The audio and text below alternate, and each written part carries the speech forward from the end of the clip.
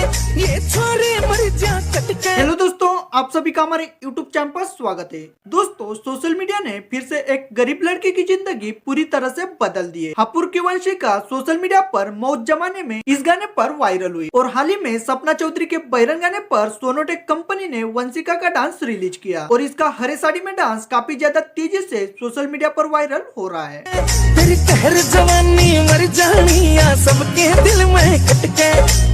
तो जब वंशिका फेमस हुई थी तब इसे बड़े बड़े जगह से ऑफर मिल चुके हैं और ये पॉपुलर होने के बाद सोनोटेक कंपनी भी वंशिका को सपोर्ट कर चुकी है। हाल ही में सपना चौधरी के गाने पर वंशिका अपना जलवा दिखा चुकी है, जिसने सोशल मीडिया पर काफी ज्यादा रिकॉर्ड को तोड़ दिया। इसी तरह के वंशिका के बारे में जो भी अपडेट आएगी हम आपको शेयर करते रहेंगे। फिलहाल में सपना चौधरी के गाने पर वंशिका का डांस आपको कैसा लगा ये हमारे कमेंट बॉक्स में जरूर बताएं। अगर आप वंशिका कपूर के फैन हो तो हमारे इस वीडियो को लाइक कीजिए और इसी तरह के नए नए वीडियो देखने के लिए हमारे चैनल को सब्सक्राइब जरूर करें। धन्यवाद।